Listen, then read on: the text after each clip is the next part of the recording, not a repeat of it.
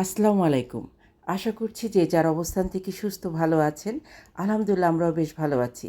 আসলে খুব একটা ভালো নেই। ঠান্ডা জ্বর, গলা শুনেই বোঝা যাচ্ছে। আমি এখানে কিছু কাঁচামরিচ চিড়ে নিয়েছি এবং কিছু কাঁচামরিচ আমি এখানে আস্ত নিয়েছি। ২ টো আস্ত শুকনা মরিচ নিয়েছি ফোড়নের জন্য, রসুন এবং পেঁয়াজ আর ধনিয়া পাতাটা কেটে নিয়েছি। এই রেসিপিতে আমার মাসের ডাল লাগবে। এটা মাসের ডাল যারা চেনেন না দেখে নেন। অনেকেই বিউলির ডাল আর মাসের ডালের মধ্যে মিলিয়ে ফেলেন। আর প্রথমে যে লাউটা দেখিয়েছিলাম সেই লাউটাকে আমি ঠিক ধুয়ে এইভাবে কেটে নিয়েছি। এই রেসিপিটা আমার রিকোয়েস্টেড রেসিপি। আমন্ত্রণ জানাচ্ছি দিলরুবার হেসেলে সাথে থেকে রেসিপিটি দেখে নেওয়ার জন্য অনুরোধ করব। অবশ্যই আপনার মূল্যবান লাইকটা দিয়ে রেসিপিটি কন্টিনিউ করবেন। আমি লাউগুলোকে খুব সুন্দরভাবে কেটে ধুয়ে নিয়েছিলাম। একটা পাত্রে সমস্ত লাউগুলো আমি ঢেলে নেব এবং খুব সামান্য পানি আমি দিয়ে নেব যাতে লাউটা নিচে থেকে পুড়ে না যায়। এখানে খুব সামান্য হলুদের গুঁড়া দেব। লাউয়ের তরকারিতে মশলা অনেক কম খেতে হয়, কম দিলে আর কি ভালো লাগে। যেহেতু আমি এই ডালের সঙ্গে মাসের ডাল ব্যবহার করব, যার জন্য আমি মশলার পরিমাণটা একটু বাড়িয়ে দিয়েছি। ধনিয়ার গুঁড়া আমি এখানে ২ চা চামচ নয়, ২ টেবিল চামচের থেকেও কম আদা রসুনের পেস্টটা ব্যবহার করব। এই মশলাটা মূলত মাসের ডালের জন্যই ব্যবহার করছি। আমি এটা খুব ভালোভাবে লাউয়ের সঙ্গে মিশিয়ে নেব। লবণটা পরিমাণ মতো দেবেন। খুব ভালোভাবে মিশিয়ে আমি এটা ঢেকে কষিয়ে সেদ্ধ করে নেব। লাউ কিন্তু বেশি নাড়তে হয় না। লাউ যদি বেশি নাড়া হয় লাউটা সেদ্ধ হতে চায় না। আমি ঢেকে দেব।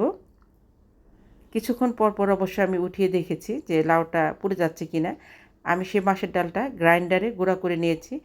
একটা বাটিতে কিছু ঠান্ডা পানি দিয়ে আমি সেই ডালের ফাঁকিটাকে পানির সঙ্গে গুলিয়ে নেব। এতে কিছুটা সফট হবে আর ওদিকে আমার লাউটাও সেদ্ধ হবে।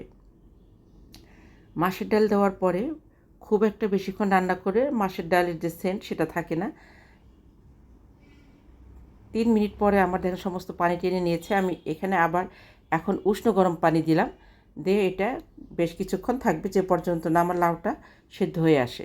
আমার যে সকল বন্ধুরা দিলরুবার হেসেলকে সাবস্ক্রাইব করে পাশে আছেন তাদেরকে অসংখ্য ধন্যবাদ।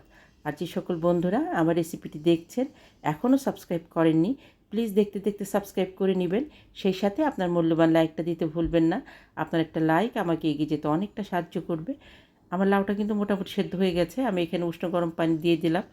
এখানে পানির পরিমাণটা বেশি দিতে হবে কারণ মাসের ডাল দেওয়ার সঙ্গে সঙ্গে ঝোলটা গাঢ় হয়ে যাবে। পুরো রান্নাটাতেই আমি গ্যাসের ফ্লেম লো টু মিডিয়ামে রেখেছিলাম। আর এই লাউটাকে আমাকে ঢেকে ঢেকে সেদ্ধ করে নিতে হয়েছে। লাউটা খুব একটা ভালো ছিল না, অদিনের লাউ। শীতের দিনে এই রেসিপিটা খেতে ভীষণ ভালো লাগে। আমি ডালে ফোড়ন দিয়ে নেব। ২টা শুকনা মরিচ একটু লাল লাল করে ভেজে খুব সামান্য পেঁয়াজ এবং ২টা কোয়া রসুন কেটে দেব। এখানে কালি জিরা বা জিরা পাঁচফোড়ন ব্যবহার করব না, ধনিয়া পাতা ব্যবহার করব। আর মাসের ডালের একটা নিজস্ব খুব সুন্দর ফ্লেভার আছে। ডালটা থেকে যখন ঠিক এরকম মোটা মোটা বলক চলে আসবে সেই মুহূর্তে আমি এখানে ধনিয়া পাতা এবং কাঁচামরিচটা দিয়ে নেড়ে চেড়ে ফোড়নটা দিয়ে নেব। ফোড়ন দেওয়ার পরে আর বেশিক্ষণ রান্না করব না, এটা ঢেকে গ্যাসের ফ্লেমটা বন্ধ করে দিব।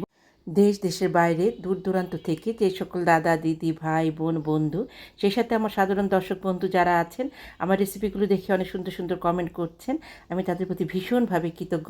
প্লিজ এভাবে পাশে থাকবেন, সেই সাথে লাইকটা দিতে ভুলবেন না। লাউ ডালটা দেখতে খুব একটা লোভনীয় হয়নি, তবে খেতে ভীষণ ভালো লেগেছে। অনেকেই মাছের মাথা বা মাছ দিয়ে এই ডাল রান্নাটা খেতে পছন্দ করেন। যিনি আমার কাছে এই রেসিপিটা চেয়েছিলেন বা খেতে চেয়েছেন তিনি মাছ দিয়ে খেতে পছন্দ করেন না, যার জন্য আমি মাছ ব্যবহার করিনি। এখানে মাছের ডালটা অবশ্যই ভেজে গুঁড়া করে নেবেন। মশলাটা আপনাদের পছন্দ অনুযায়ী ব্যবহার করবেন। এটা মূলত শীতের সবজি, শীতের সময় খেতে ভীষণ ভালো লাগে। অনেকেই এটা খেয়েছেন, যারা খাননি তারা অবশ্যই একবার ট্রাই করবেন। কিছুটা অংশ নিজেদের জন্য রেখে বাকিটা আমি আমার বন্ধুর জন্য রেডি করলাম, পাঠিয়ে দেব। নতুন বন্ধুরা অবশ্যই কমিউনিটিতে নক করবেন, তা না হলে খুঁজে পেয়ে ব্যাগ দিতে ভীষণ কষ্ট হচ্ছে। প্লিজ বিষয়টা খেয়াল রাখবেন, নিজে ভালো থাকবেন, অন্যকে ভালো রাখবেন। আল্লাহ হাফেজ।